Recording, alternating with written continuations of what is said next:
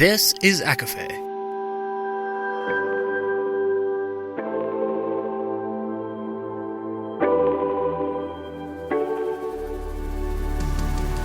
Laura Marie and Jessica Marie proudly present A Court of Fandoms and Exploration, a podcast. Fair warning, everything the hosts say is explicit, full of spoilers and adult content and shall not be used against them. They have opinions. Let's try not to drag anyone for expressing themselves and just have fun for an hour. We all deserve it. This episode mentions Crescent City, Throne of Glass, Shadowhunters, and the Grishaverse. For full list, please see show notes. There are also discussions surrounding sexual assault and loss of family.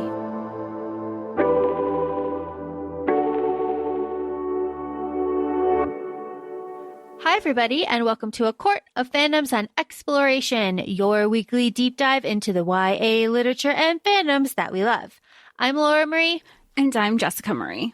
And today we are discussing The Hunter and the Heart. This is the prequel to the Cursed Kingdom series by our good friend Deanna Ortega. And we received this copy as an ARC. Thank you, Deanna. And we just have been enjoying the Cursed Kingdom series so much that we didn't want to just give it a review on Goodreads and where we typically do our little write-ups. We wanted to make sure we got a full episode out of it. So thank you again for our ARC, Deanna. And as always, just because we love Deanna and we love the series so far does not mean that we'll color our review. We will be honest here. Yeah. So let's kick that off. More of a discussion, if anything, not really a review. Exactly. So let's discuss. And I think a good way to start would be, Jess, do you know the meme that is me trying to comprehend the first 100 pages of a fantasy book? And yes. it's just that, okay, I have a confession for you and all of our listeners. I did the standard 2.5 that I do for my read on this book. I needed that second read because I finished the first read and I didn't know what was going on. And I have a second part to this confession, and that is that I was distracted the first time that I read this. I did not give it the attention that it needed because I was with my mother. And, we know how that goes. Only child, only grandchild, only niece. So it was difficult to give this my full attention. However, the second reread cemented the fact that I am not a smart person. No, that's not the case. You're the smartest person I know, because I'm going to be looking to you this episode with your 2.5 reads. I only managed to get one read in. We love that for me. And no, but I do understand where it's coming from. Do you feel okay, I guess we knew this was going to be a prequel. Did you have a certain expectation with the book, thinking by prequel you thought it was going to be further in the past from when the curses were established, or were you expecting it to only be 3 years prior? Because that's where it takes place. So we're familiar with some of the characters already. I think you hit the nail on the head, Jess. I was expecting, and of course this is me and my expectations, which were wrong, and they were wrong. I was expecting a prequel to be we're getting the curses. We're getting laid out with the curses. We are in it with Talus. We are in it with the queens. We're understanding. I was expecting the 5 POVs to be the queens and Talus and one of the guards or something. That's what I was expecting. So to not have that, to have the 3 years, and to have these characters, a lot of them which we already knew, not only threw me off because of my incorrect expectations that had absolutely nothing to do with the book, but it made me spend the distracted first read that I did of this trying to piece all of these people into the first 2 books. And doing that just broke my fucking brain. No, I agree with you. And again, this is not a testament to Deanna. This is just our preconceived notions and our assumptions going into it. So then once you open the first page, you're like, oh, wait, let me try to scratch everything that I had previously had in my head and how I'm going to go into this to, okay, well, how do I readjust? Because now you really do kind of have to re-alter how the approach is going to be, because you're in the same world, you're in the same timeline, and at first, for me personally, I was like, okay, well, let me think of it as a, like the Grishaverse, how we have the first 3 books, and then, you have a couple years later, kind of, we know of the Summoner, but that's not, it's just kind of like in the background. So I kind of tried to adjust like that, or even with Bridgerton, where you have good Queen Charlotte now, where it is kind of a prequel. And then when we were here at first, you're like, you hear of Liam and you're like, okay, he's there. You hear of Blair, he's there. And then when they're actually at the forefront of everything, Lex too, I was like, oh wait, I have to shift again. I have to recalibrate everything that, again, this is not to Deanna. This is my own mind and assumptions that we've had to kind of recalibrate, and which probably also took us a minute to a little bit longer than we typically read. Absolutely. And of course, and she's a big book too. She's a big book. And of course, we tend to prefer audio. So, the sit down to really take the time to read this was beneficial, and also a little bit challenging. I'll say it. It was a little bit challenging to find the time, but we did, and we are here. So let's bang this out, right? Let's start cold open with a play. How do we like these? I thought the play was fun.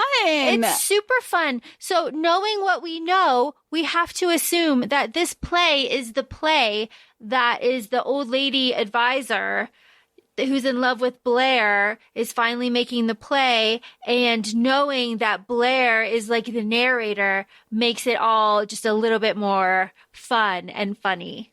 Oh my God. And I love that I love that Blair thinks so highly of himself, as he should.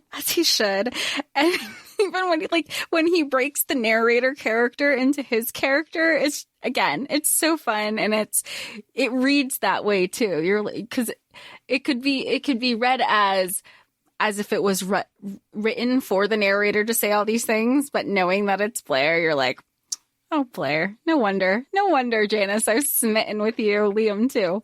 He is very wonderful. He's like, why aren't they indecent? What if they were indecent? Just, it's good. It's good. But the play opens before Talos, King of Fairy. Good reminder. I forgot who Talos was. There were fates. They created life. And then we have, how did you pronounce this? Hashe? Yeah, Hashe. I think I was reading it really fast the first time, and then I looked at it like Hecate, and I was like, no. And she created life, color, skies, mountains, communication, all of these things. So this is our first kind of thing. So we get more story about Talos and Hashe and everything that's going on through these plays, which are before each of the parts. So very interesting. They give us a little bit of context. And then we have our first 5 chapters, which are our only POVs. Yes. I mean, and I guess, yeah, in our only POVs, but there's a lot of characters. So and I guess just because they're the 5 POVs, would you consider them all main characters? Because we haven't really done a character breakdown, but there are so many. So we have the 5 POVs. We have Kiara, Coda, Callista, Lux, Alina. But then we also have a lot of other characters that are reappearing. You have Liam, you have Blair, we have a new character, Twill, Emmett, Sage, Princess Tavia. You have Oliver and Olivia are back. You also have Princess Gemma. We see Jane again. We see Driada. I said Lux, but we have somebody from Lux's past who hasn't really been in the present, Ginger, who's also known as Faeline. We have Faeline's dad, who's also somebody that works for, who Lux works for, Trixton. You also have Baltazar is back. I mean, it's a full cast. So even though we have 5 POVs, like you said, they're not necessarily the main characters because so much is happening. And sometimes in the POV, that person isn't the main character in their own POV. I swear. Sometimes it's like, whoa, okay, Coda. Okay. All right. But we'll get there. Soul fragments. I think it's important to kind of sketch out the plot before we get into this. There are soul fragments from Blair and Coda out in the world because of the curse that Talus put on Blair and Coda's mother, Nixis. Okay. And everybody is aware of those soul fragments except for Jane. And Jane is involved because she is Blair's soulmate. Liam is Blair's soul fragment. Kiera is Coda's soul fragment. The fragmentation happened before this story. So everyone is dealing with a lot of fucking baggage before we even start this story. And baggage that was bestowed upon them just because of the curses that Talus enacted with the queens. Like, that's it. Like, they're just like collateral damage right now. Yes. And Curtis, Jane's dad, interfered with his curse with Elise, and that meddling ricocheted throughout the land, and it is fucking up everything. Please tell me, is that to you, Jess, the basis of this plot? Yes. Okay. Yeah. Like, because at the end of this, I still don't feel like we know more about the curses, but there's still, it's almost just like more behind the scene detail because like, you're like, oh yes, like my whole Kindle is just like highlighted with like, this is cursed. Then here's another story of the poem with the queens. And, you know, to know, like, we know that Curtis has the reincarnation with Elise, which we know is, you know, there was a lot of that in my notes to remind myself, don't forget that Elise is her mom. And Jay, like, the connections you have to like is constantly be like, I had to constantly remind myself of where those connections were. Yes. And the connection with Kiera is, I have like little facts.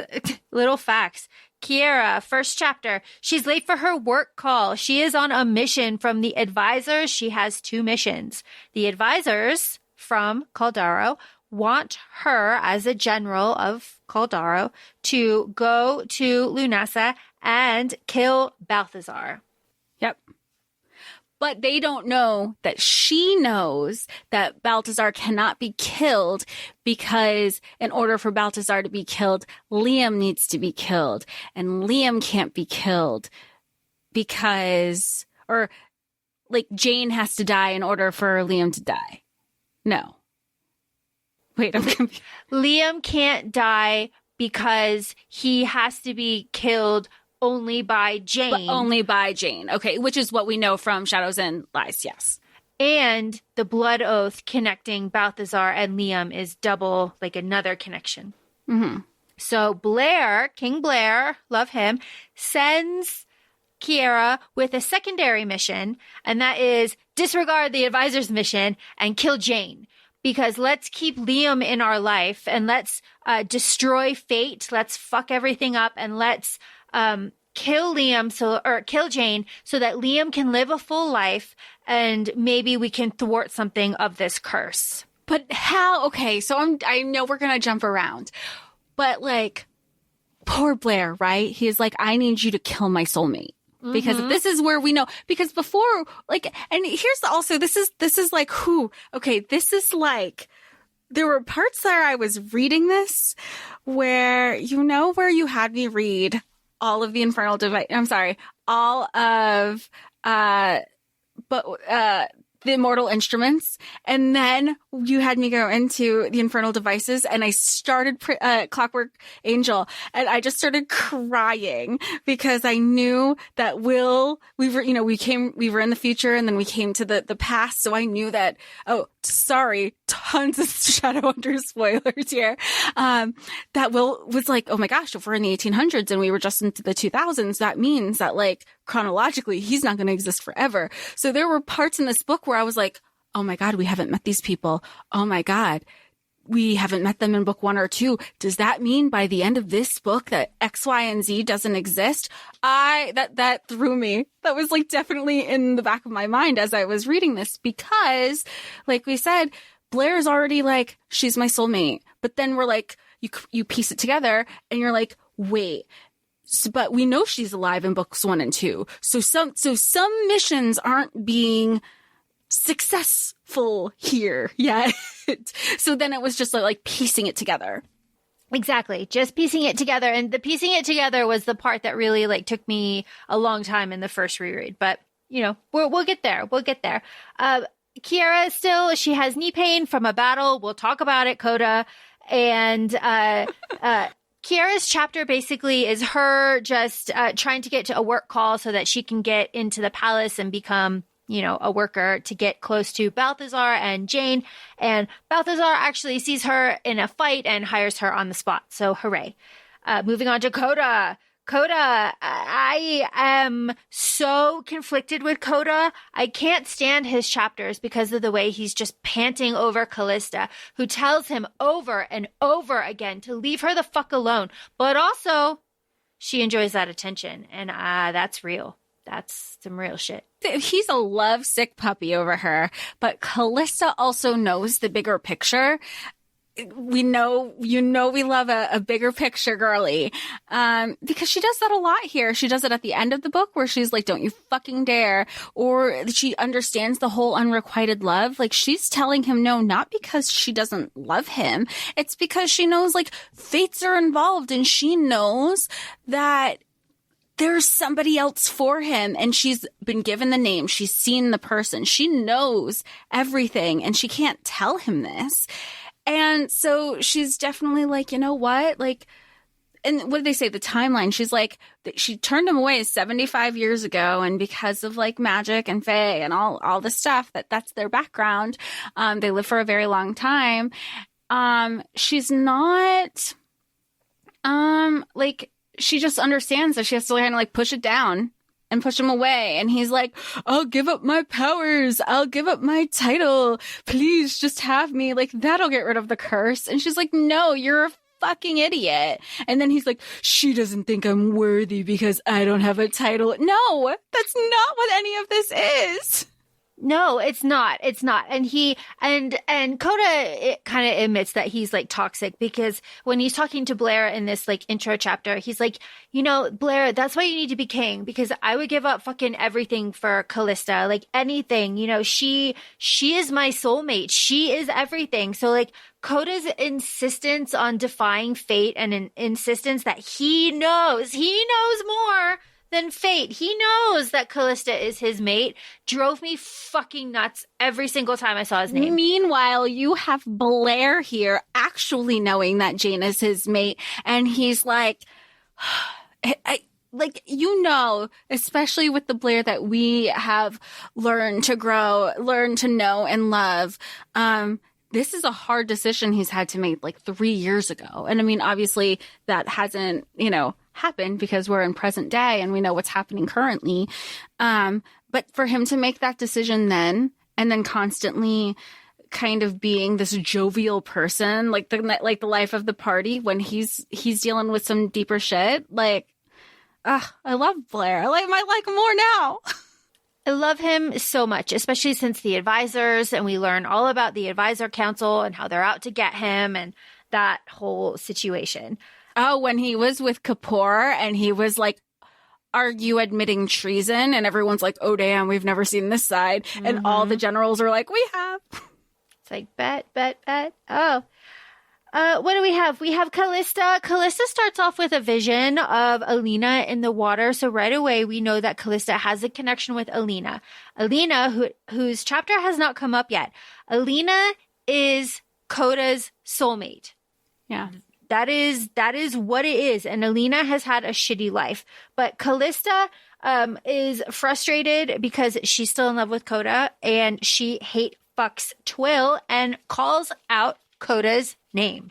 Oh, did you not feel like, so bad for her in that moment? You're just like, oh my God. Yeah. And then he was like, I mean, fair. Twill's reaction, everybody's reaction was like, oh, fair. And he was like, don't fucking talk to me. Don't touch me. Get off of me. And she was like, ooh, I definitely fucked up. And she also showed her hand. Like, she fucked up, she did it in two ways. She's like, oh, that wasn't so great. And crap, now it's like all my, like, me trying to be so dismissive when we're all in the room together, trying to be professional. Like, that's out the window. Especially when he got Twill, she admittedly said he runs his mouth. Yeah.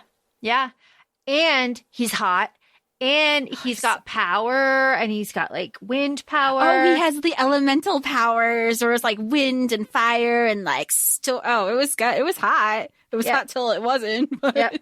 And then his predatory form needs lifeblood to, like, sustain itself and be strong. So he has, like, fangs and all this stuff. She hate fucks him so a lot, and everybody knows it. The next chapter, these are just our intros, and then we'll just, like, really bang on from here. We get our intro of Lux, and from Lux's chapter, we meet Trixton and Ginger and the Kitanes. That's how I'm going to say it. That's what I'm sticking with. The, like, cat shifters. Yeah. Jess, I know you have feelings for Lux. And I loved his chapters. I don't know how that setup was, so maybe I'm about to do the hot take.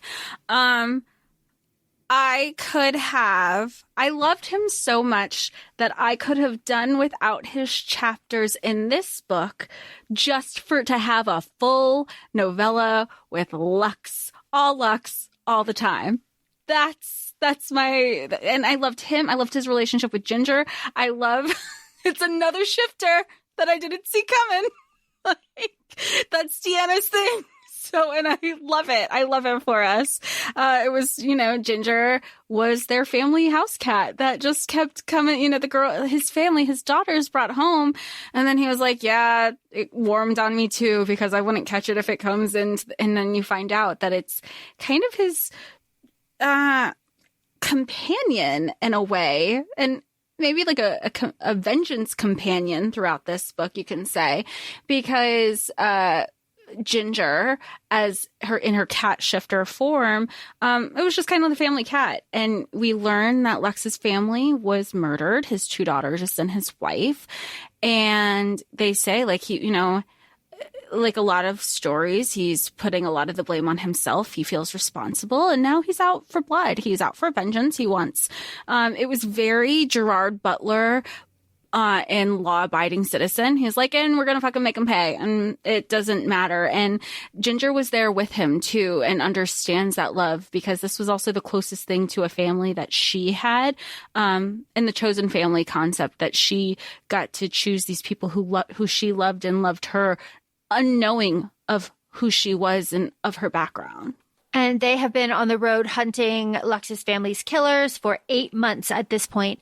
And Trixton is Ginger's father, and she is rebelling by being there. It's a whole, like, dynamic situation.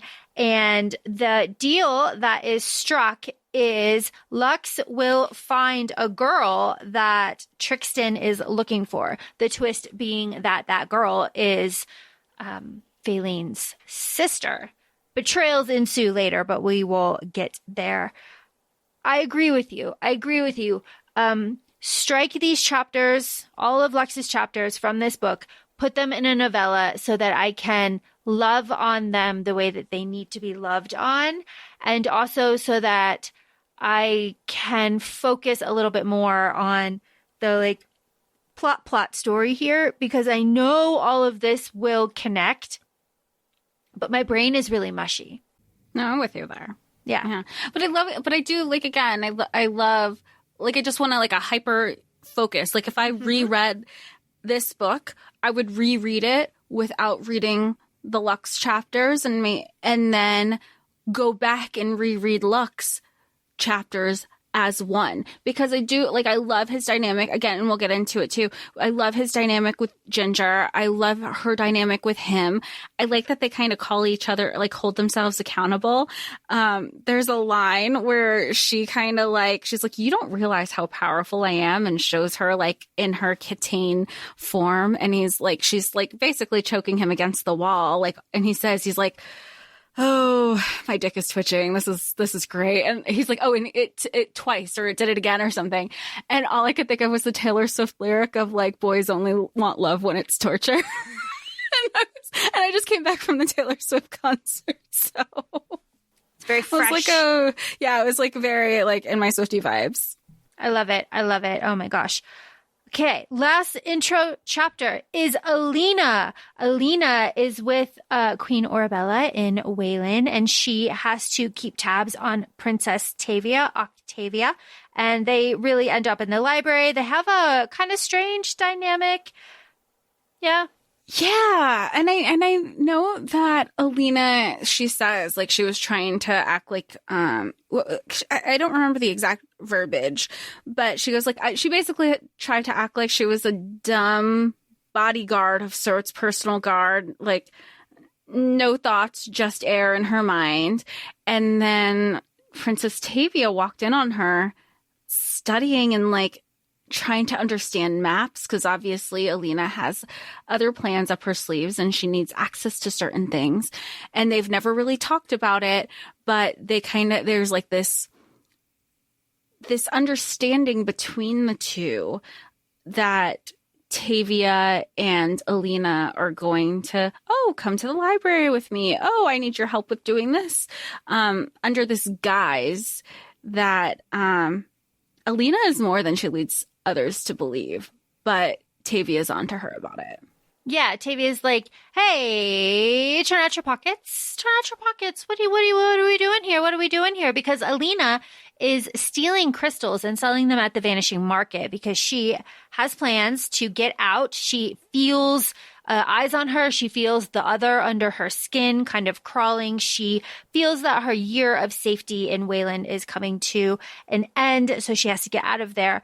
But she turns out her pockets for the princess, and it's just like crap, basically. And then she goes into like how upsetting it is to see waste and how she wants to collect it and how these people never went hungry and all of her like background and her like internal struggle, which she does not voice. And I do feel that this book is kind of difficult to speak about in our podcast situation, because in a lot of the chapters, characters are having conversations with other characters, but like in between words, they're also having like monumental flashbacks to some traumatic, horrible thing that does affect the plot because it affects their mood.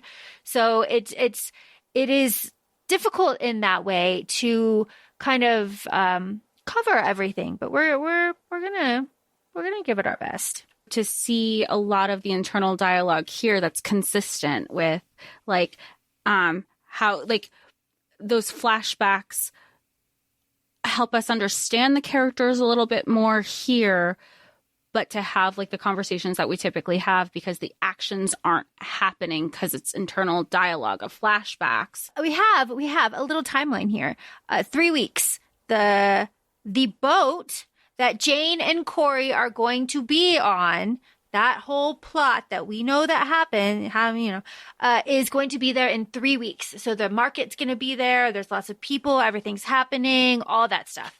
And also here we have Giuseppe, the head tinkerer, with being a character, being here again and inventing things like salt showers and water filtration and just very lovely tinkery things. Okay, those are our 5 POVs. Out of all of them, I say Alina has the like smallest POV, right? I like her chapters are small. I think Callista and Kiera, and I think those two have the biggest chapters. I have lots of paper with me. Kiera. Okay, let's just go through this. Kiera is in the palace. She's cleaning. She hates it. She hates the siblings. She hates Oliver.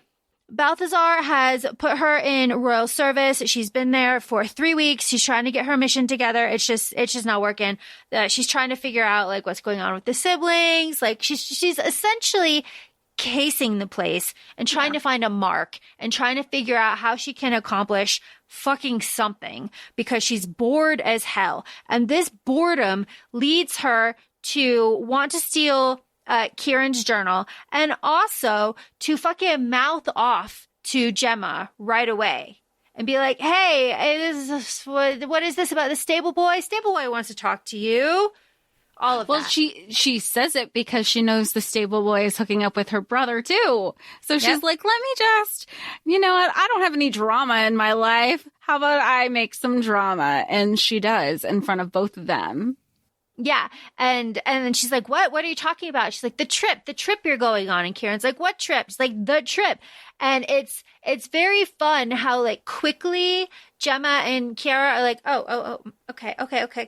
And right after that, Gemma kind of takes Kiera because she sees doorknobs moving, things are jingling, and she takes her into the back room, and Gemma and Kiera have like a very little intimate moment of breasts pushing on each other and breaths mingling, all of that. But more importantly, they overhear Corey and Balthazar plotting, Corey not insane, and Balthazar giving her blister berries, and him saying that take one in the morning, one at night, and then come to me and I'll give you the antidote.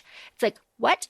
This just, I mean, not that we didn't know it at the end of Shadows and Lies, but it just continuously hammered in the fact of how Balthazar has his hands in everything, and he is the marionette and orchestrating all of these things because he's doing that with Corey and we know that they have a relationship at the end. Again, this is like at the end of Shadows and Lies, but how long he's been involved, like has inserted himself in these lies. So then when you have later in the book where there's the confrontation and Callista's like, what's up, Shadow King? Because he's like, oh, so you're on to me. You know that even though Jane's dad is the king by title, I'm the one who's running the place. It's like, love it. And also Corey is saying here, like, he knows, he's suspicious. And Balthazar is saying, like, there is no way that he knows. So it's up to us to like infer what this plot could possibly be. I didn't do that. I continued on. But I imagine this has something to do with the boat plot or the madness that Corey is faking here. But if he's dosing her with blister berries and then not giving her the antidote, then that could be what the madness is later. See, I took it that the blister berries didn't start this till now. And I was like, oh, they've been setting up her lunacy for so long. Who can say? Not us, only Deanna. There is, as we said, a lot of backstory and a lot of like flashbacks and memories and a lot of it dealing with curses. So just like interesting little things like Coda is one of his chapter here is talking about like, oh, hey, you know, it would be interesting for us, the reader, to know that Elise's brother is Emmett, who's a general, and Emmett is Aiden's half-brother, who's also a general. Aiden, the one that can turn into other people. And Elsie's brother was murdered by Nixus's lover. And Emmett was so upset by that he went to Curtis and gave Curtis the magic to fuel the rite that brought Elise back to life. Not realizing that Curtis, who's like, it's in his, he would and has done everything in his power to make sure that Elise is constantly reincarnated. Exactly. So then Emmett, knowing that he kind of fucked up, went back to the queens, told them what happened. And then he was granted like clemency. And now he is in Caldaro, just, living life, being there. That is like backstory that is just dropped in there. And a lot of the chapters are like that. So it kind of forces us to like collect all of the knowledge and then connect it and put it all together at the end. So let's do that. Did you remember that Driada was a badass and would step up and defend Jane and take a beating from her dad? Yeah. That's one of the things that stood out with me. Like, you really see the behind the scenes. You see it a lot. And I know you read the first book and you are like, fucking Dree, and then in the second book, you realize that she is a baddie. I know Deanna has come on our podcast and probably like when she was first a guest, and she was like, Driada was like, and it was before Shadows and Lies had released. And she goes, Driada was hard for her to write. And it wound up being her favorite person to write. And I still feel that way. I feel like it shines here. She's the baddie that we know from book 2. You see that, like, you just see it, especially knowing this was only 3 years earlier, that she really has been the big sister and not letting anybody onto it, because she does it again. She does it, we know in the flashbacks also, where she overhears Jane crying over Liam and she's like, well, let me get Liam, like those little things, those little moments. And Gemma sees it more here too. And she talks to Callista about it. I'm sorry, Kiara about that. Yeah, and Kiara is there. She's creeping. She's humming. She's humming a song that could get her fucking caught. Like, oh my god. Yeah, she was like, oh, I fucked up. Yeah, because Curtis is like, I know that song. And she's like, yo, I don't know the words though. I don't know the words. I just know the tune. Hey. Yeah, she can't let him on. She's like, oh, if I don't know the words, then he could be like, oh, she just heard that somewhere. But we know in this book, she goes, only 7 fucking people know that song. Yeah, she's like, shit. And it's, oh, how lovely she is, the cage bird, when she cries, when she fights, and when she sighs, referring to the 3 queens. Good stuff. Okay. Callista is frustrated. She's a general. She's moving through the marketplace, and she is following the Lord of Coin, Brantlin, and Kipper. And in doing this, we meet Fergus, the glassmaker. And he says something very sweet. He says, like, we always carry our broken pieces with us. And I think that's kind of a theme, right? Yeah. Broken pieces, soul pieces, quite literal, with us. Very fun. We get, they say the thing, the constellation. Yes, the constellation. The hunter and the heart. What is it? Shrundelial. Yep, Shrundelial translates to the hunter and the heart. Thank you, Deanna, for the translation guide on your socials. Very helpful. The hunter and the heart, the constellation. We love it when they say the thing. They say the thing, that thing, a couple times. Very fun. So Kipper's the plot. This is plot stuff. Kipper is the one that is like, hey. Like my son, the asshole, could like go check on Kiara because we haven't heard from her. Or like, you could do it too if you really wanted to. But like, is the seawall secure? I don't know. Maybe we should check on that. But hey, wouldn't you like all the curses gone? Isn't that something that you're interested in? Yeah, it's said, and he says it in such an ominous way to be like, come to the dark side. We have cookies. If you work for us, essentially, and that's essentially what he does. Like, don't you want to know what life is like if the curses weren't even something? What life would be like without the curses? But we got to keep this conversation only between us. And she's like, yeah. And she goes, hey, Blair, this is what your advisors have going on. Because she's like, I don't want to say. She's not a double agent because her loyalty is with Blair. Yeah.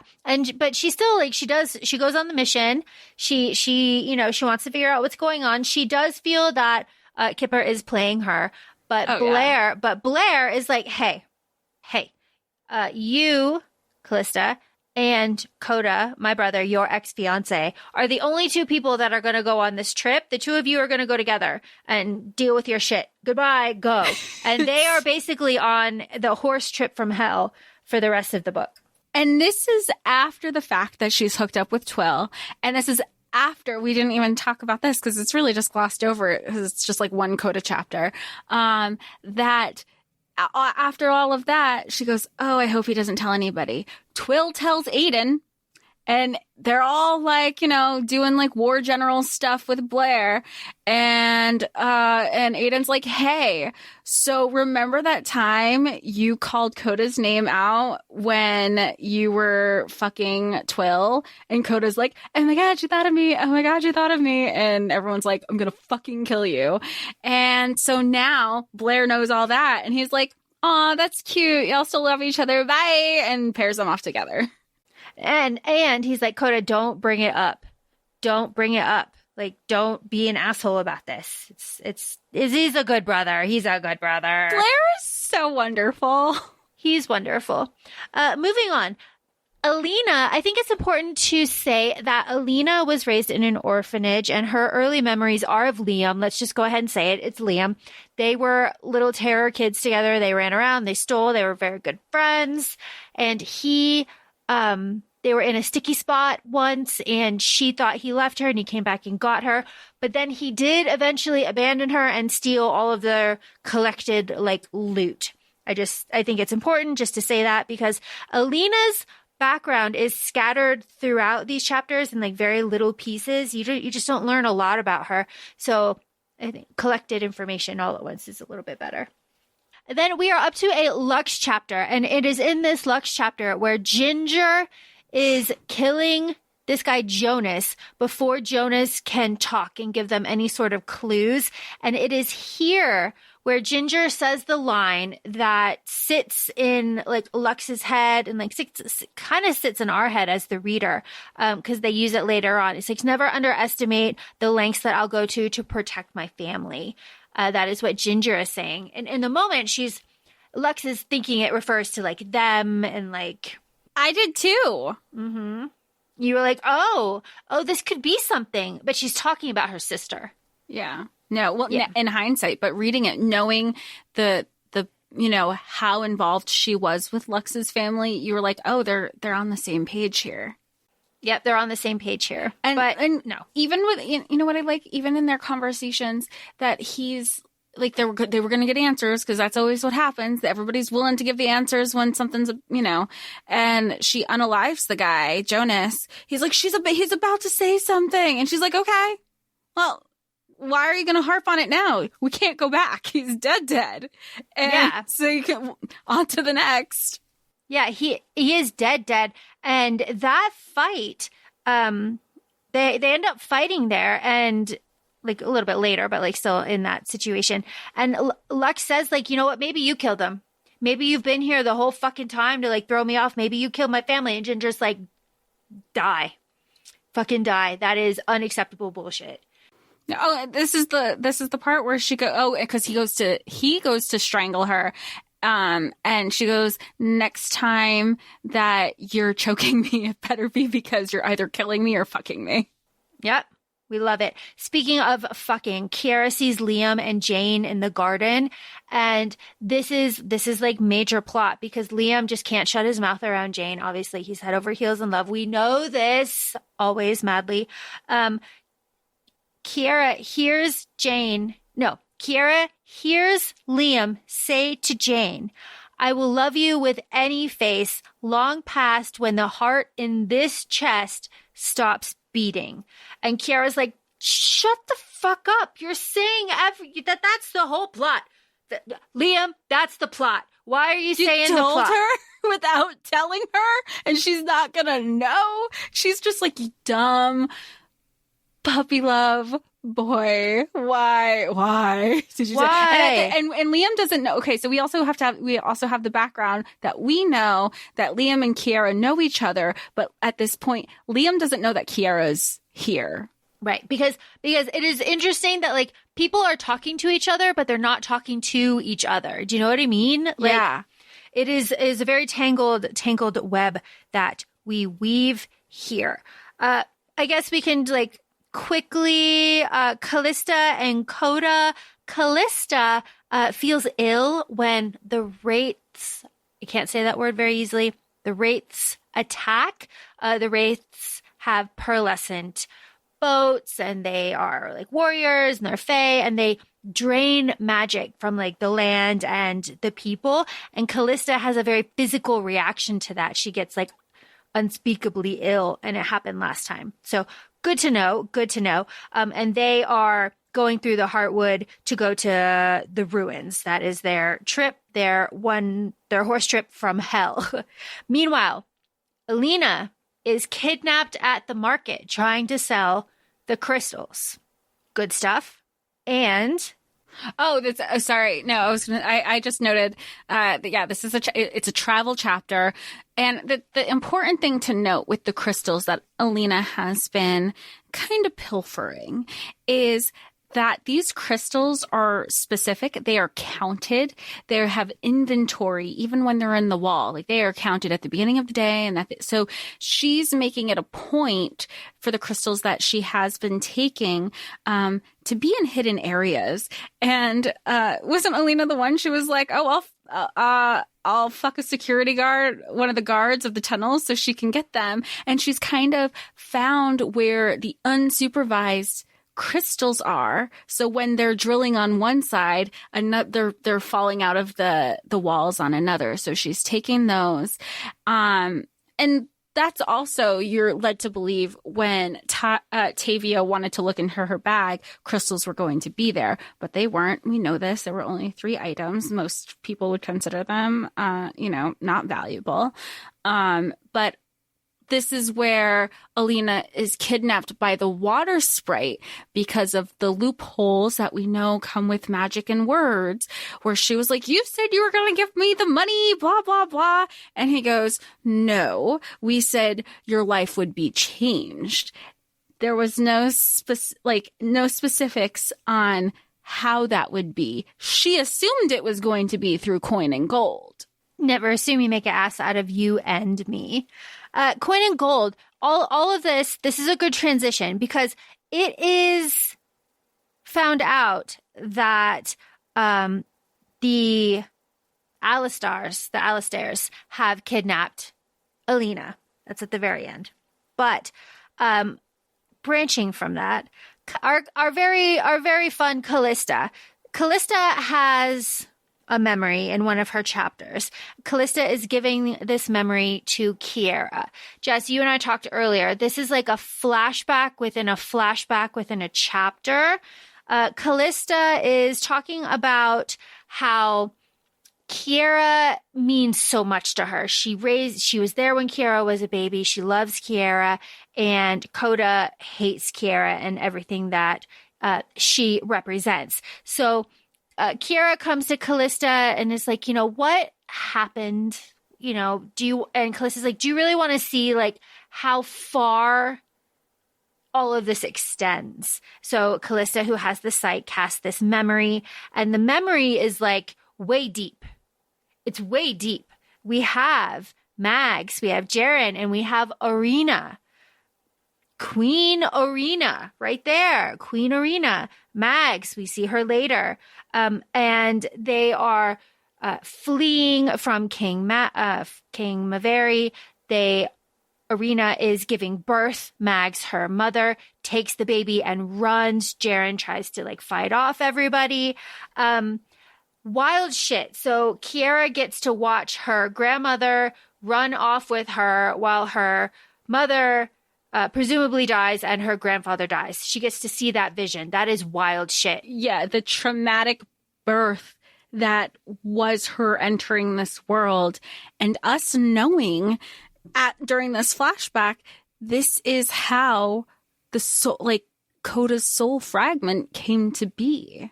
And that fragmentation, what happened at the wedding, which is happening at the same time, the wedding of Coda and Callista, where she was in the gold, and he saw, like, everyone saw the soul piece come out of him, and Coda renounced everything, and he crawled over the ground, and he begged Callista, and she turned away from him.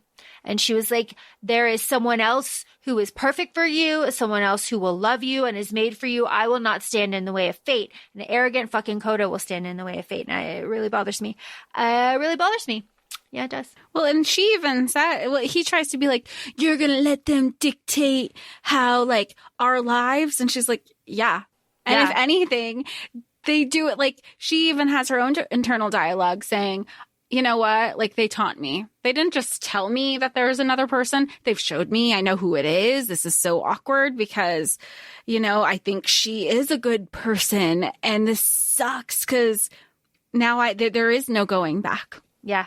Oh my goodness. All of this is happening. There's just a lot that happens. Kiara sees that the servant die and observes the weird Lunasa death customs that comes into play later. But Callista and Coda are going through the Heartwood. They're on their way to the ruins. They're talking about Kipper. Am I playing into his hands? I'm doing all these countermeasures. We'll go check on the Higgins. We'll check on the seawall. We'll go to Eventide. And then there's just like memories happening here. There's a very explicit love confession and the decision that, we can have a goodbye fuck.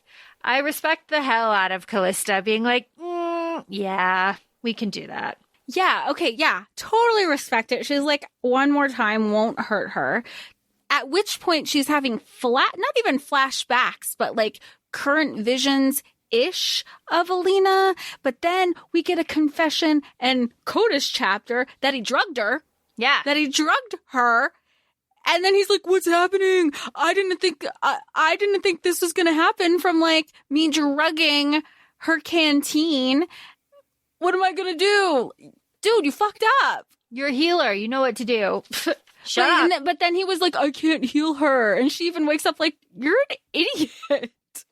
The memory, I just have a note here. The memory that one of them is talking about in this chapter is that Torin killed Nixus's soul fragment, which was his wife. I think her name was like Jessamine or something. Jessamine is Lux's wife. Okay, so it was something else. But Torin killed Nixus's soul fragment, which was his wife, and then Torin eventually married Nixus because they were soulmates. That is the memory. And Coda's being like, oh, is that better? The curses are so mean. They take so much from us. But deep, deep love confessions. Coda, my God. I love when Callista is like, your love confessions are fucking boring. Try something new. I like her. I like her so much. I love her. I love her so much. But you are right. She does have a vision of Alina on the boat. And of course, we know that Alina is shifting. We don't know exactly what she's shifting into, but that is a very classic shifter description of the bones and all of that. All of that. We're up to our next puppet show. We're up to our next part. This is Hache. I hope I'm saying it right. Talking about light. And then from light, there is death. Death named Daisy. Death made from the velvet curtain of stars that Hache had. And Daisy wanted to, this is so typical of men. Daisy wanted to impress the woman. So he tried to create life, but he can't really do it. So he screwed up and made monsters instead. And because the world needs balance, Hache gave people magic to combat the monsters. And that is what our puppet show tells us. This puppet show is very informative, I gotta tell you. Well, the puppet show was how we learned out about the curses and before the prequel too, where we were like, this doesn't seem like, and that's even, this is like mythology and lore. And what's the beginning of this book where they go where there's a comment, they're like, you can't, this is history. You can't go around history. And they're like, are you sure it was history? This is just a play. This is exaggeration. And they were like, no, this is fact. And they were like, were you there? But did you die? Like, did you see this? And like, but we know, even as the reader, we've been saying, no, this is how history is told. I mean, that is traditionally how lore has come to be and how history was spread ahead of books. And of course, we know history is also written by the victors. So, it's interesting to see more of it come out in this book. But I feel like there's still so many questions. Traditionally, a man sits at the head of the table. Jess, how do you feel about this Gemma and Kiera sexy late night?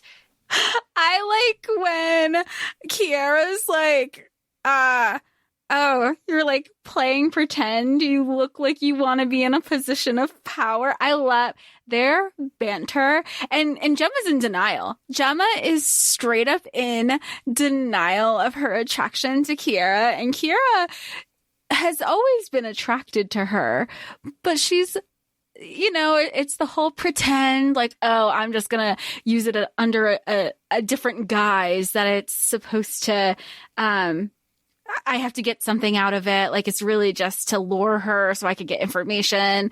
And Kira's just as much in denial that her attraction is real. Because there are some internal thoughts where she's like, crap, no, my mind can't be drifting to her. But I love it all. It would work on me too, Kira. I would have folded a lot quicker than Gemma, that's for sure. For sure. All of that to say that Gemma wants Kiera to travel with them on their procession. Well, I feel like it was the flirtation. She's like, oh, is your stable boy like gonna put out for you? He should be like tearing your clothes off. And she's like, he doesn't like that. I have to keep my clothes on. And we're like, Kira's like, back the fuck up. What? You should be worshipped. I was like, yes, she should, Kira. She's like, I'm going to strangle him. No, I'm going to pluck out his eyes. Like, what is wrong with this man? This stupid man. And Gemma's just like, so anyway, do you want to come on this adventure with me? Yes, so. But it has nothing to do with what you said whatsoever. It's kind of sweet. I mean, I like it. And they know, like, she's in one of her like sexy thin nightgowns. It's fun. It's fun. Oh, and they're both like, she's like, oh, you're at the top of the table, and she's like, is it because do you revel in the thrill of like position of power that you're above me? And Gemma's getting a little brazen too. She's like, I don't want to be on top. I was like, girl. All right, fun stuff. Okay, let's see. Moving on here, just a little bit. Gemma does like kind of put Kiera through the ringer though. She's like, hey, do this, do all this bullshit, do all this like busy work or whatever. And Kiera's like, why can't we do anything fun? So she goes and she's out at the tree. And when she's at the tree, that's when she finally meets Liam. Finally. And they kind of reminisce and talk about like why it sucks and Jane and everything that's going on. But Liam's like, why are you here? No, but really, why the fuck are you here? And Kara's like, whoa, back up. It's nothing to do. I know it, but I'm not going to tell you. But it's not the blood oath. It's not that. He was immediately on the defense because she tells him, she's like, I have been instructed to kill Balthazar, but he knows in order to kill Balthazar, he needs to be killed. Yeah. So that's where she's like, no, it's not. I'm not here for you. If I wanted to, and this is when she went to let him know. If I wanted to, what about that, like, when you were so sweet and soft with Jane in the garden a couple days ago? Like, they have a true brother-sister, just kind of, like, giving it to each other back and forth. And, like, oh, like, because he does the same thing to her because he overheard her conversations with Gemma where he's like, ooh, voyeurism. It's really funny. It is really. I've always really liked Liam. I like Liam a lot. We have pits. We have fighting pits. You know, I love like underground fighting pits. So fun. Lux and Ginger go to the pits. They want information. They meet Ruse there. Ruse is also Faye. Ginger has to throw all the fights. She does. She nails it because Ginger's awesome. And Ruse escapes, but there's a whole situation going on there. How badass is Ginger? Where it just reminds me of other FMCs that we love, getting the information, Aylin fighting, Bryce getting her nails done, because then she comes to Lux with all this information. He goes, "Where the hell did you get that from?" She's in between punches. People were singing and giving her all this information. And he was like, "You are I worship you." And Ruse says that, you have to get out. There's somebody there. He has to stay in the pits. There is just there's a big bad. But he did tell a woman to get Ginger out, and that woman did kidnap Ginger, and Lux has to go through the burning building to try to find Ginger. It's a whole situation. That person, I do believe, ends up to be Mags. Is that correct? Yeah. Which is the grandmother of Kiara. Yeah. I got there. We have Alina. Alina has a memory of the, just as you said, the sprite signals. She's in the library. Giuseppe is there. She's learning about sprite signals. She also cuts her hand on a piece of glass and it heals immediately. So that is a clue to us, the reader, being And then in, I guess, present, I get not our present day, but prequel present day, we have her mid shift. And they are injecting something into her, and she is killing people. Yeah, this chapter kind of made me think, because was it flashbacks that she was having, or was she having hallucinations? Because she essentially kind of came out of her coma from when the sprite first caught her, to then she thought she was in the library, to then she was no longer in the library, but the sprites had taken on this form. I feel like that happens a lot in this. Yeah, I think she's just on blisterberries, so everything was like a hallucination. Oh, I wrote, okay. That's what I was like, is it a hallucination? Yeah, because there's a lot of that, especially when we get to the temple. It's a thing. We'll get there. Liam wakes up Kiara again, and I like that Kiara's fucking again. I'm sleeping. God damn it. But Liam says Balthazar wants to see you now. Now is the time. Today is the day. Now is the time. This is the place. And she says why now? And he's like, you caught Princess Gemma's attention all of a sudden, and then you later find you essentially find out that Balthazar is you caught her eye a lot quicker than this stable boy who hasn't even done what he's supposed to do yet, and he's color me intrigued is what he did, and she's like, what? Yeah, Liam's Balthazar likes people that challenge the chastity of princesses. It was just a funny line. They also have a reflection on the curses and on life and death and cages, basically talking about they are soul fragments. So what happens when they die? Who would mourn them? What kind of impact have they lived? Can they really live? Are they their own person? They do kind of have a little back and forth about that. And Liam is just well, I'm just going to drink. I'm drinking a lot. I'm drinking to kind of just what does he say? He's this. I'm having fun. Yeah, I'm having fun. It is fine. We have another memory of Liam meeting Jane for the first time and using his connection to Blair to call out to him. And Blair goes and gets Liam and brings him back. And that's kind of why the advisory council doesn't like him. It's a whole thing going back to Blair. But I was going to say, we know this from book 2, we know this from Shadows and Lies, that this is their connection when Liam feels like he's losing control. You have Blair I don't want to say infiltrate his mind, but they have, because we know that they are soul fragments, that they're able to have this connection in communicating with each other. Whereas with Coda and Kiara, he doesn't like Kiara. He openly says he hates her. He hates, and this is its own conversation that we'll bring up later, because Laura and I, we talked about it before we started recording, that I guess it was like when they were younger and he was like getting off, he was masturbating or something. And Kiera was like, mocked him for it. He's like, he put up a wall and it never came down since. Yep. I still think Callista should keep up a wall when it comes to Coda, because I think shamesturbating is exactly what he was doing.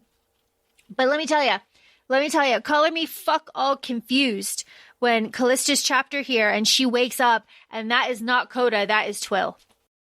Me too. That was part of the one. Okay, so this is why I was like, I know Alina had hallucinations, but is this also a moment where there's hallucinations? Because it's happened a couple times now. But when you think, you're like, wait, she passes out, she wakes up, she thinks it's Coda. It's not Coda, but it looks like Coda. But what was her signal?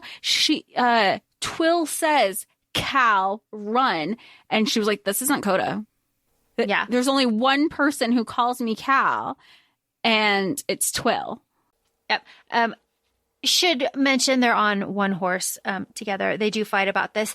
And I was also confused because I was under the impression that Aiden was the only one that could change his shape like this. So if it was a magical ability, it kind of just feeds into my theory that Twill is more than what he seems and could possibly be related to something like death because of his power and his control over everything. And also if he can do this ability as well. Yeah. Yeah, like it's more than just an animal shifter of sorts, because we also know he has the at the beginning of this book, we know that essentially that Callista's a seer, and Coda relinquished his power. But he's a healer. Not that does much, because he's like, I only have like a couple years under my belt. And we know that Twill is like wielding elemental powers. So then to have an additional shifter power of sorts, it's like, well, what are you then? Because this is a lot going on for one person. Especially when they say that the Wraiths drained all the magic and Blair's parents gave their magic to Blair to kind of control it. And that's why like Blair is one of the most powerful magic wielders. But also Twill is too. It's like the two of them together. It's like Blair and then Twill. They always say that. Anyway, the advisors, Kippur, the advisors, send a bunch of soldiers to kill Callista and, quote, Coda, but Coda is Twill. So a bunch of arrows start raining down, and Coda and Twill, who is Twill now, tells Callista to run, and Callista actually runs. Yep. She runs once she realizes it's Twill. Yeah. And it's important to note that it hasn't been Twill this whole time. At one point, it really was Coda. It is currently, after she wakes up from like her drugged canteen, she is with Twill. Yes. Disguised as Coda. Yeah. Disguised that's all important. All important. It's not, I guess it's not, it doesn't drive the plot more than it just brings the conversation, like an argument between the three of them. He's like, you left me. You ran. She's like, you told me to fucking run. She's like, but if I was Coda, you wouldn't have run. And Twill is like, and Callista was like, yeah, because Coda doesn't have any fucking powers. He's not a general. He was literally helpless with his little, like, gardening knife. Like, I wouldn't have left him. Exactly. As we said, Lux and Ginger are in the pits. It's burning down, and Ginger was taken by Mags. Ruse is very upset that Ginger and Lux, let Mags go once Lux realizes that it is a woman, because Mags is the organizer of the whole thing. All of it. They don't say like of what exactly. I would imagine some sort of like slave, fae, trade situation. But they said like shit, but Ruse specifically says she played you. You saw her face. You thought she wasn't complicit because she's a woman, and she played you. She knew, she orchestrated this whole thing from the beginning. Since you agreed to this was always going to be the outcome. Yep. So, and that is Kiera's grandma. And Luke and Ginger also out Hillard as Duke Hillard, and that's what starts that whole thing. whole thing. And then this again, I won't risk everything. I won't risk what I've worked for. Ginger yelling this to Lux again, her trying to protect her sister, and Ginger kind of steering the investigation this whole time away from the real lead. Yes. And also, my God, there's so much. Balthazar officially does hire Kiera. That's what happens. A sack goes over her head after she's done talking to Liam, when Liam says, you don't know me here. And Balthazar officially hires Kiera. And then Balthazar and Kiera overhear Corey and Oliver, and Corey manipulating the fuck out of Oliver and his mommy issues. So good. So good. Unexpected. And also Kiera's like, whoa, that's really unexpected. I was like, yeah, it really is. Damn. Like called him out on his shit, right? Yeah. Jess, we're up to the title of the episode. The Hunter and the Heart? No. Oh, I am a potato. The episode title, not the book title. The episode title. Jess, tell us about this scene. Tell us about the potato. Tell us about it all. So it's sweet. Honestly, it comes down to Gemma and Kiera are having a moment, and Gemma's kind of confessing that she wants more out of life. And the quote, I say, I am a potato. That's the audio that we were referring to. But Gemma is basically telling Kiera, like, look, I know, like, she's complaining about her life, more or less. You know, my mother died. My father cares for nobody else more than Elise. My siblings, well, you've met them. Like, they have their own shit going on. And she's like, they're not all bad, not all the time. We're coping as best as we can with what we're given. And she's like, but playing dress up and being paraded around, it's the presentation. Like, it's just having to cope with it all. We're all so privileged. And she's like, I know what it sounds like. We're just, you know, woe is me, poor little rich girl. And Kiera's just kind of like hearing Gemma out. And Gemma goes, but I don't wish to be, perhaps that doesn't make us all bad, she went on, but I wish to be a potato. And Kiera's like, what the hell? Where does this come from? And she's even like, okay, but like, what do you mean by you wish you were a potato? And Gemma goes, flowers are beautiful and meant to be displayed, even those coated in thorns, but ultimately they wither and fade and they're forgotten. Potatoes are sturdy, but when they are gone, they're remembered as the thing that nourished and made a difference. I would very much like to be one of the seeds that changed the world. That's so good, right? It made me really respect her. And it gave a depth to Gemma that you didn't realize was there. Which isn't fair, because I have so much respect for Kiera, and Kiera wouldn't fall for somebody that that didn't have substance.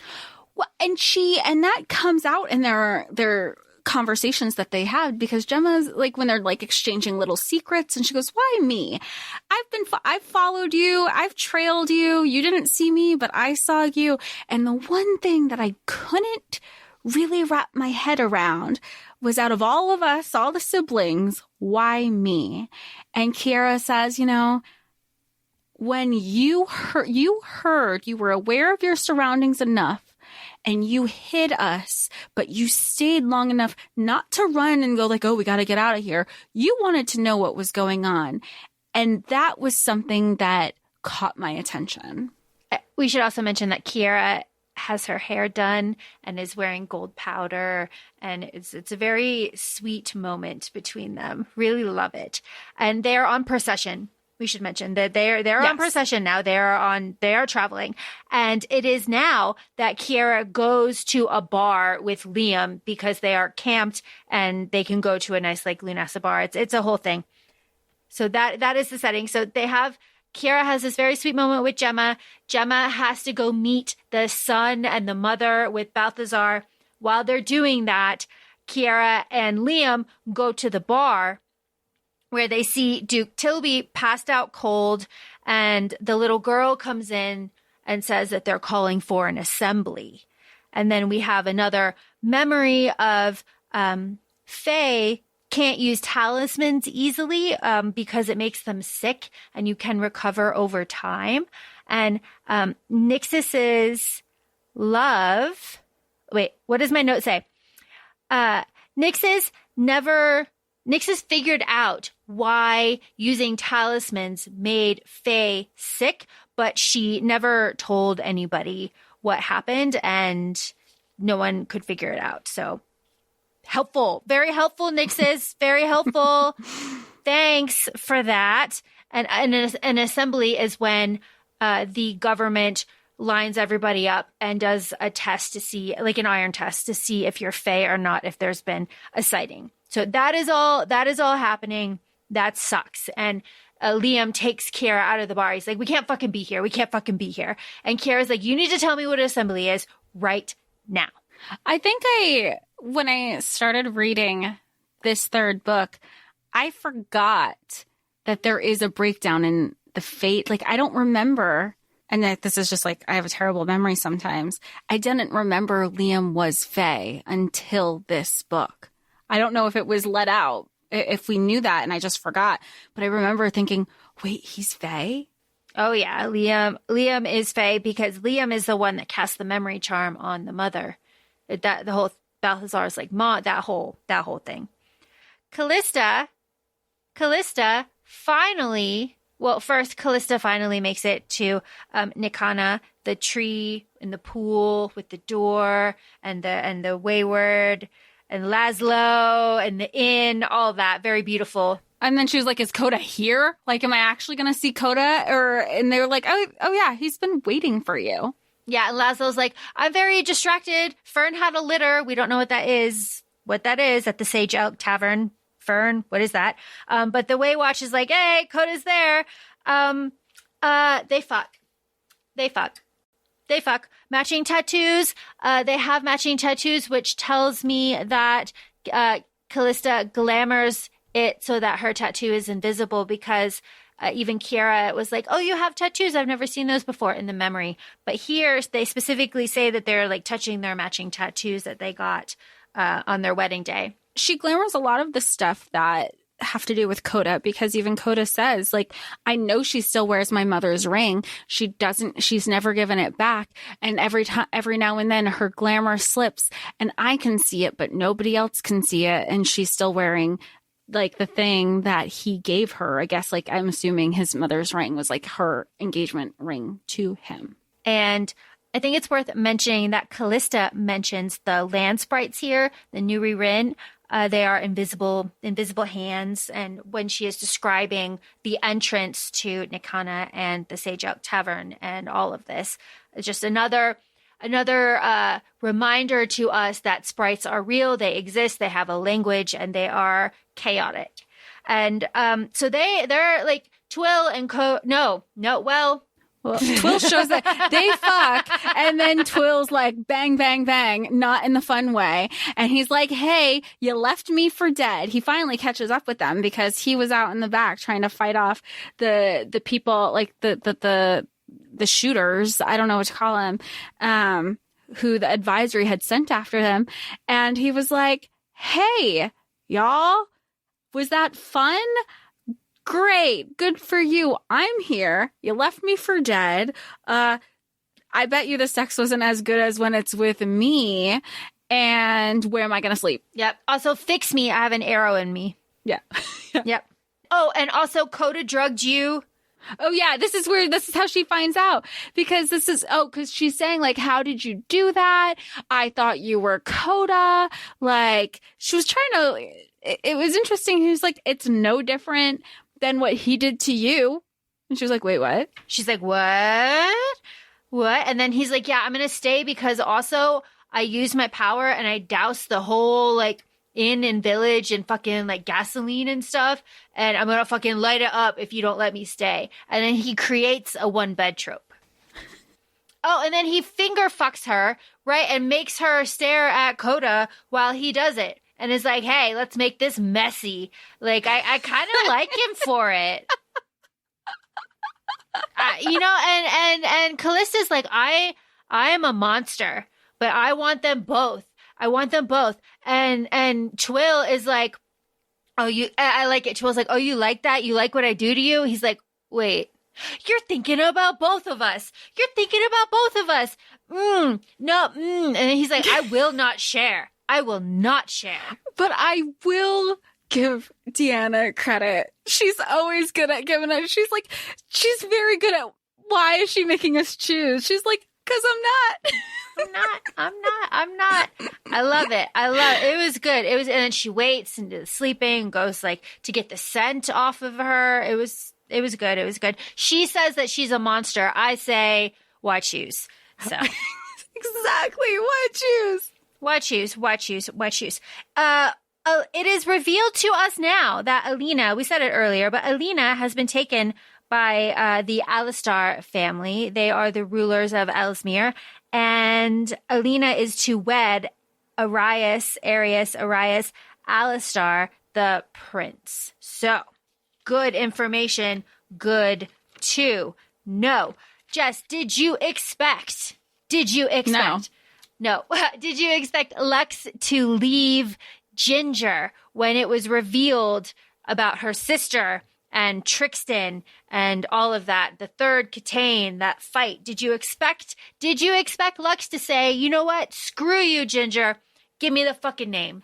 It made sense to me because he had already been teetering with his with where he was already teetering and questioning where Ginger's loyalty lied, because obviously we know from earlier in the book, he was like, how do I know how you haven't been giving me a runaround?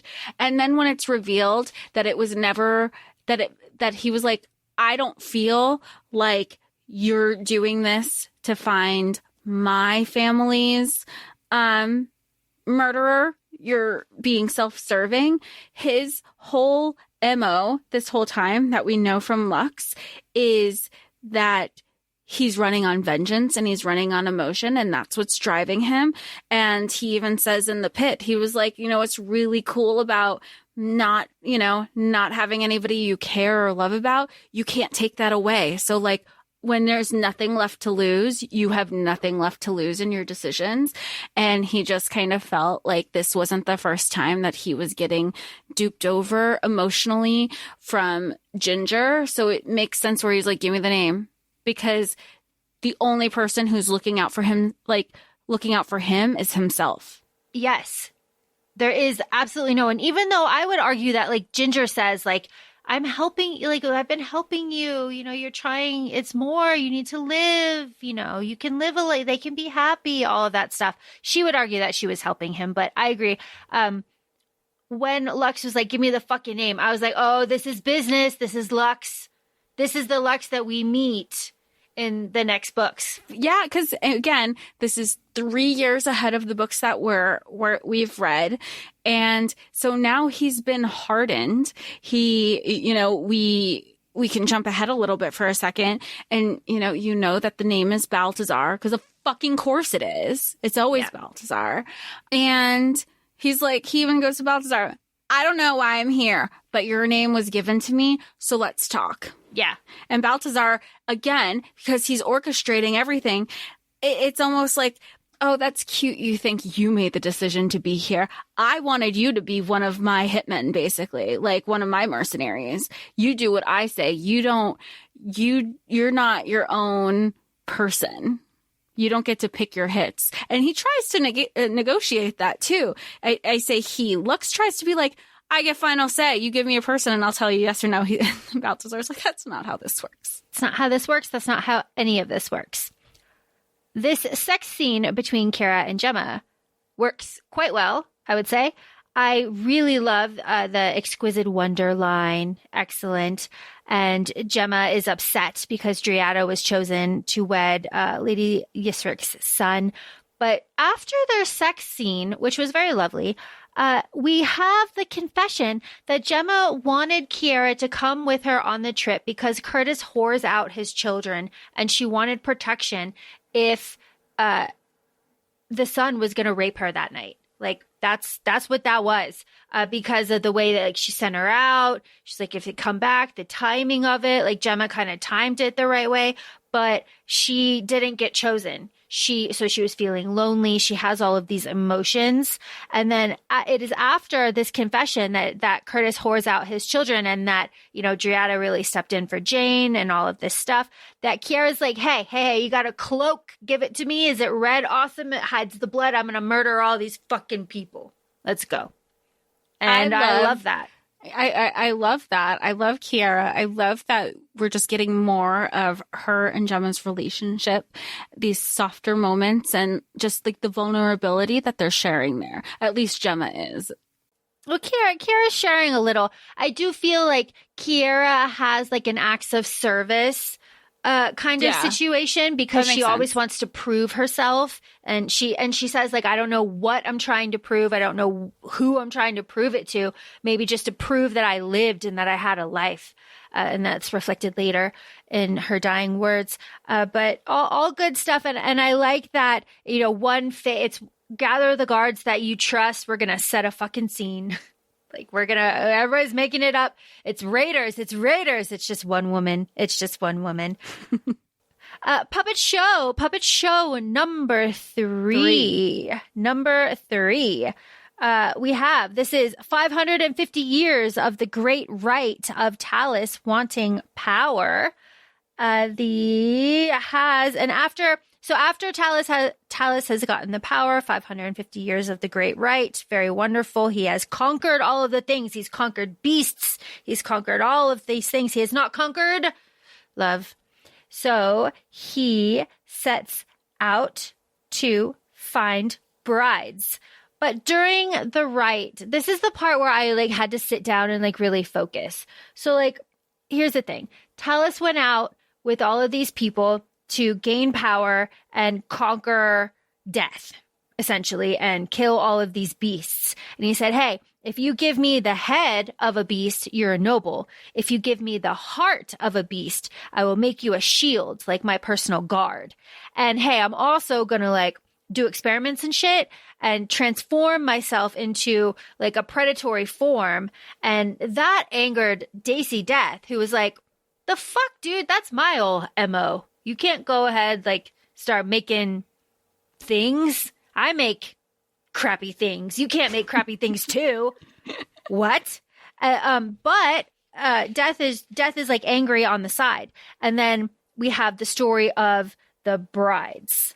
So the puppet show, of course, Blair, is telling us about the three brides. We have Elise, Orabella, and Nixis, and the gifts that he gave them. Let me see if I can remember without looking at my notes. The gifts.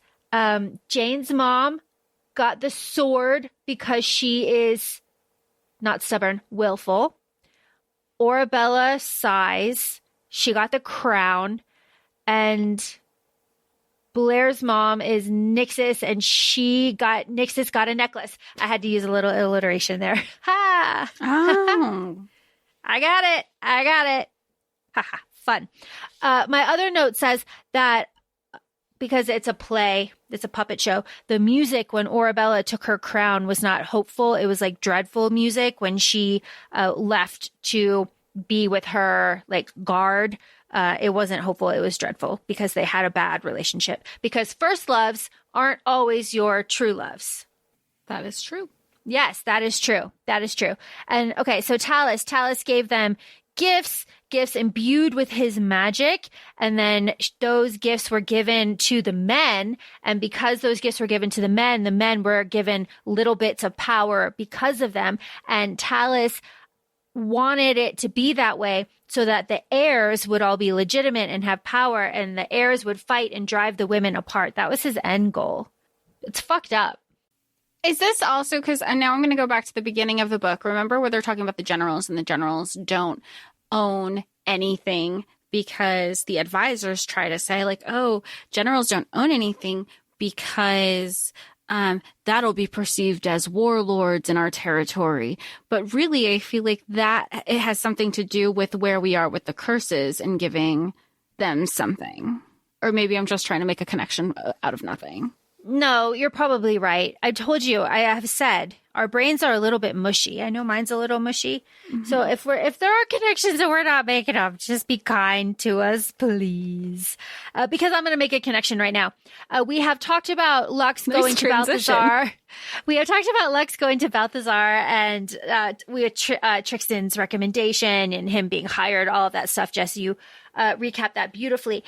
Lux makes a comment about the glasswork in Balthazar's office. He's like, oh, that's very elaborate. It looks like Caldarian glasswork, which I am only mentioning because of Fergus, the named glassmaker that Callista interacts with in the beginning of the book. So there's there. Kiera, the meeting with Lux and Balthazar is interesting because later on they're talking about Kiera. Kiera in the red cloak has been given the name Raiders. She's killed everybody in the household, but the princesses are fine. And Kiera is taken. She's in that room with the painted sky. And that guard comes and is like, hey, someone's going to try to take you. Let that happen. Let that happen. You are going to be taken. And Kiera's like, but the princess is right there. I can go to the princess. And the guard's like, yeah, but don't you want to be taken? Do you want to have an adventure? Do you want to be taken? And Kiera's like, I kind of do want to have an adventure. I kind of do want to be taken. And we learn here that Kiera's mother was the puppet queen and we learn just through another memory that Kiera's mother was like a puppet and she was the queen that never was. And I found that very interesting. And that is sticking into my head and I cannot figure out who that is. But the queen that never was is her mom who died, Queen Arena. Who's alive. That's what threw me off, okay? Because I thought she was alive. I thought she was alive at the end of book 2. Well, no, and book 1. No, beginning of book 2 and book. So we know she's alive. So then when we're getting the flashback of the flashback scene of the childbirth, we're led to believe that she's dead. But if she's the queen that never was and she's the queen now, is she considered the queen that never was because she was kind of behind closed doors for the longest time? Or she wasn't one of the 3 original queens that were cursed. So she's a different queen. Oh, that would make more sense. I don't know. I'm just throwing it out there. Okay, we need to talk about Coda asking Callista why she has pink hair. But do we really? No. Is that really important to the plot? It's not. She changed it. And Twill's like, it didn't have anything to do with you. The only reason that she changed it was so it wasn't just oh, look, there goes the girl with the pink hair. Yeah. the only And Coda, I guess my problem with Coda is he makes such big things out of nothing. And then the big things, he kind of just gloss. I don't know. I just have lots of problems with him. Anyway, they finally get to the Shrundalian ruins. And this is where Coda finds out that Callista had them both. And then we get our visions, I guess we're going to call them visions. And this is where Coda hits Twill with a cylindrical item or a pipe. I just drew a little picture of a pipe. And then chapter 53, the Ouroboros, I'm just going to say it really confused me. I don't know if the temple is sentient and the temple is a big giant snake devouring itself, because I know what an Ouroboros is. And it also speaks. Is the temple a snake? And the snake also is an is a conscious Talus? I just am unsure. But he does say, I have been both the hunter and the heart. He eats hatred. So his purpose and the temple's purpose, I guess, is to eat all of the hatred of its occupants. I need not search long for their darkness. When I found it, I nearly sighed. They are delightful trespassers, mine for the taking, and I would be their demise. So he's just like, y'all are coming into my shit. You have a bunch of anger. You're mine now. You're mine now. And And they are just using this, Coda, Callista, and Twill are using this as a shortcut to get to Eventide to check out the seawall. And this is the only chapter that is in the Ouroboros' point of view. Right. So that's important. Later, probably. In the future. In the future, it must be. We have another chapter where Alina and Kiera now are together with Arius. They are together, and it's a whole chapter of like, you know, they're together, they're having tantrums, they're underestimating us, they're making cuffs to dampen our magic. We're just two women. They don't know how dangerous we are. So that's all fun stuff. The visions. Are they visions? They're visions. They're visions. Okay. And we only have 2 of the visions because we don't have Twill's POV. Correct. Right. So Callista's vision is Kiera's death on the battlefield from all angles. The Wraith, Coda, and through Kiera's own eyes. And it is from this vision that Callista realizes that she hates Coda. And that she kills him in the vision. And in Coda's vision, she threatens to kill him as well. So I think this is a good break for Callista. She's like, she's done. She needed, because the vision solidifies it, but his actions time and time again have not met, like, he's also not listening to her. You know, I think that's also an important thing to note, because she's like, you don't hear me, even though you could love me. But this can't happen. She's not saying she doesn't love him anymore, but she's saying like what they are and what they were. And not just like what they were last week or last month, what they were 75 years ago. It cannot be, and nothing has changed. And honestly, if you think about it, like when you think about like just relationships in general and where growth is, where has anybody grown in where they were with each other? Like they're both as people. Well, Coda is the same person today as he was 75 years ago. And Callista's just kind of like, you know what? Maybe she hasn't done a lot of inner work either, but she's using Twill as a distraction, or she's thinking bigger picture. Like, he's still the same person who's not hearing anybody else out except his own head. Yeah.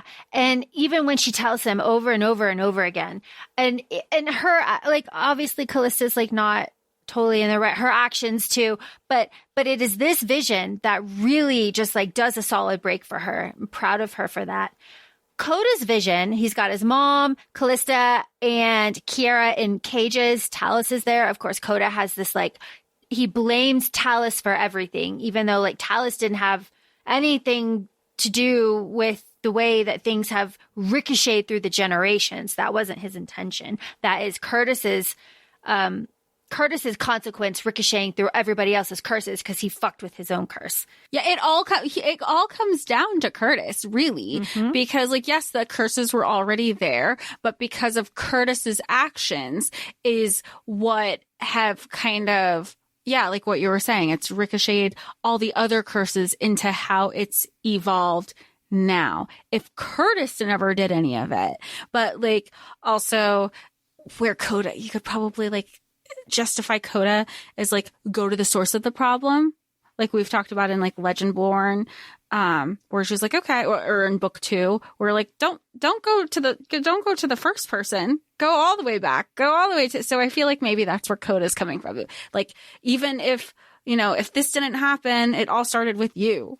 But also, it's just another thing to focus his anger on instead of doing any sort of internal work. Oh, absolutely. It's everybody else. Everybody else is the problem. He's so fine and justified in everything that he does. There's nothing that he does wrong. Yeah. And Talus is like, hey, I wouldn't wish this on anybody. This is their own shit.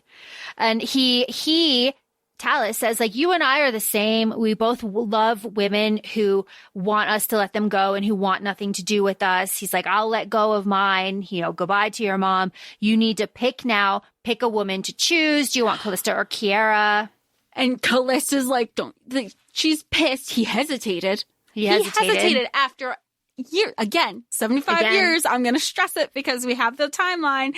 do not pick me, do not choose me. This is, and also like, it's also telling, like, if it's going to be between me and her, you're picking a part of your, and this is what we talked about earlier. Kiara is a soul fragment. He's actively choosing to hate a part of himself. And there's a lot of metaphor there. Don't get me wrong. I know we've loosely discussed on it, not just in this episode, but like previous episodes. Like, learn to love yourself, learn to love the parts that you hate, kind of thing.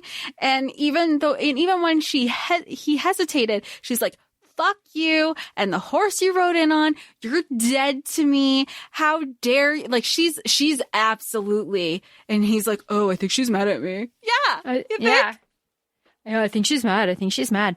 We also have cracked aster root. We haven't talked about that a lot. That was the smoke that Ruse in the pits was running from. It has what has been injected into Alina's gums. It is fatal to fairies, and it has been brought up a little bit more here.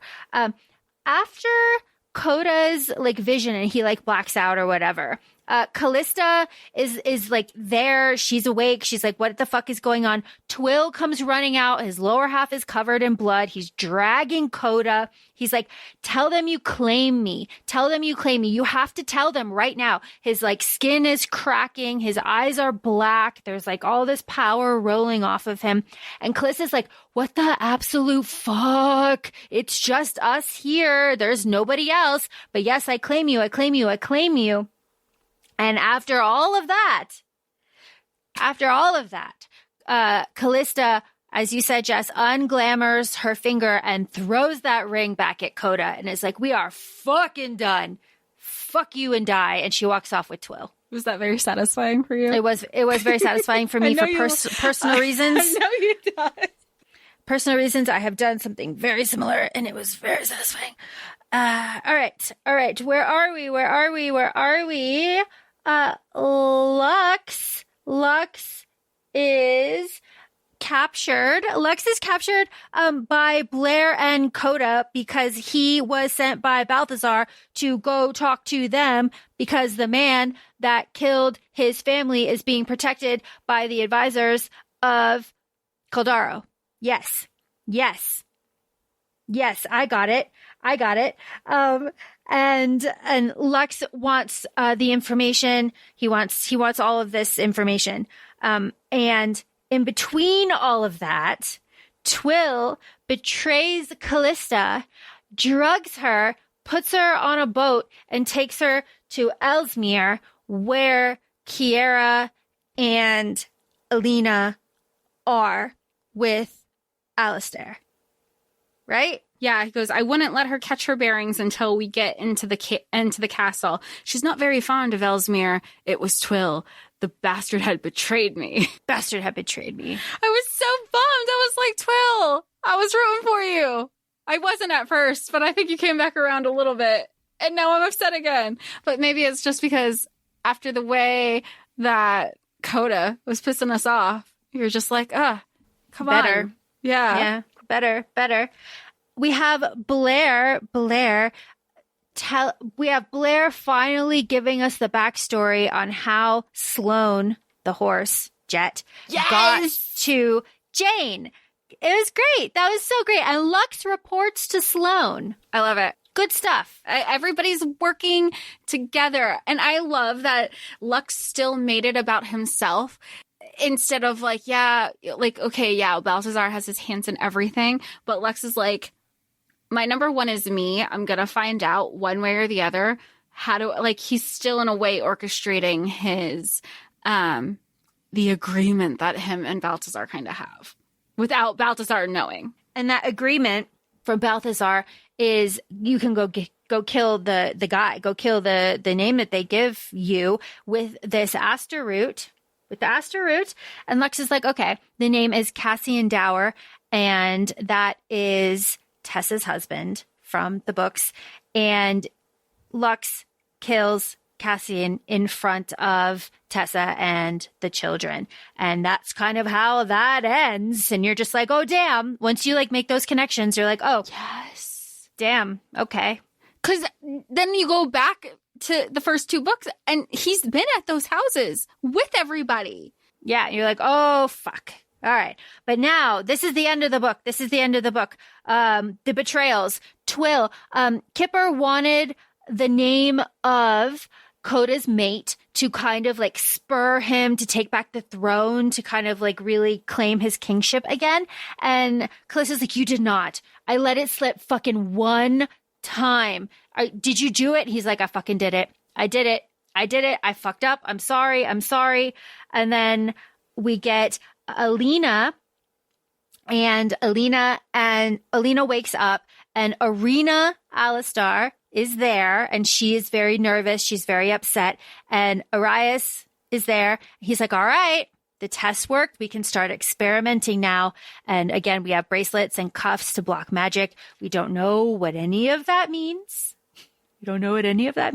What we do know is that Alina ends up essentially killing Kiera.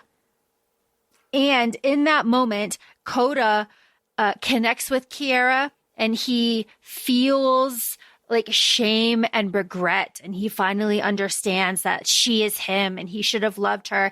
And he is seeing all of her memories and seeing that she was on the outside of all of his most precious memories. And all she wanted was to be included and loved. And he finally feels like the flaming piece of shit that he is. And he deserves that. Yeah. Callista does not deserve to me to have to kill her friend like this. But I do love that Kiera wants to die by the blade. Like, she's a general. She wants to die by the blade. They say the thing, like, ride, to the grave, all that stuff. From the womb to the tomb. Yeah. But Kiera is a soul fragment. Kiera was killed by Alina, who is Coda's soulmate. The curse has fulfilled itself here. It's done. Callista was the one. Like, Callista's the one that, like, nail in coffin, if you want to be literal. And she's like, what did I do? And she fulfilled the curse is what she did. That's the last line of the prequel. If you don't continue reading, because it goes into chapters 9, 10, and then like an additional 10.5 of Roses in Ruin. If you stop right there, that's the last line. Oh gods, what have I done? Yes. And it's whoa bam. And again, Jess, as you said, there are extra bonus chapters from Ruin and Roses that are POVs of smutty scenes. We love those. And then after those, we have a present day. The present day is Alina, and Alina says Liam is dead. Balthazar can be killed. She kicks Balthazar, and then he grabs her wrist, and she's like, I guess it's time you and me went over the boundary. Bam, done. That's the end of the book. And then we have a very nice, very lovely author's note from Deanna telling us about how Liam is dead and how she hopes we understand why and how everything kind of fits together now, which I did really appreciate. I also really appreciated the maps and the pronunciation guide, because this was a thick book. She was almost 700 pages. Yeah. I mean, I think I love the pronunciation guide. I actually have it up right now. It's really helpful. I mean, anything with that you could have things up in front of you. I mean, I know it helped me with my Throne of Glass read when I had the maps up and tracking everything. So when you can have that visual and know where everything is, it's good. It adds to the whole experience. Jess, I told you that I had a discussion question. Yes, I'm curious where it's going to go. Well, you have already answered it, but I didn't want to talk about it in the beginning because I knew this was going to be a long episode. Jess, when you think of a prequel, how far back?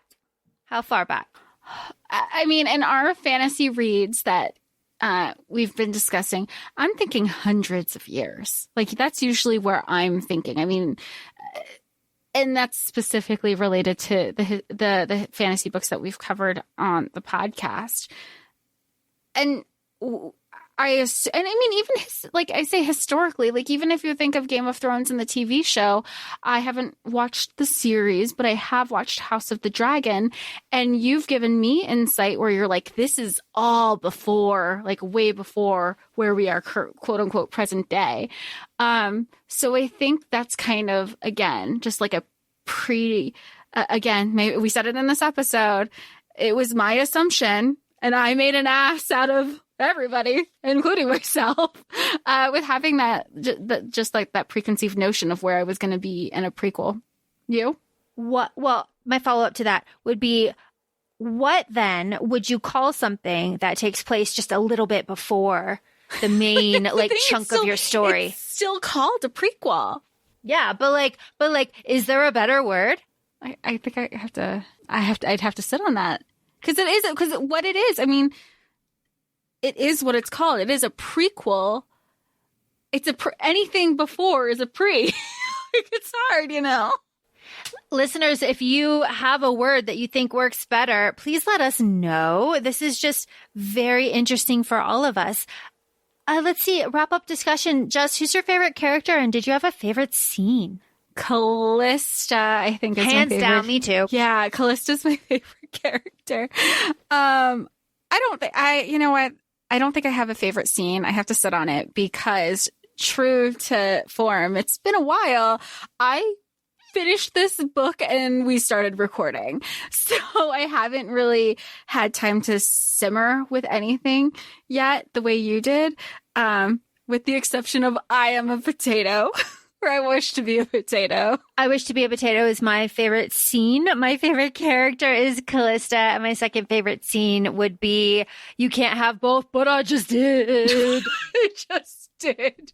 Oh, I maybe we need more fantasy recs like that. Or maybe Deanna can write them all, because I am here for fantasy wide shoes.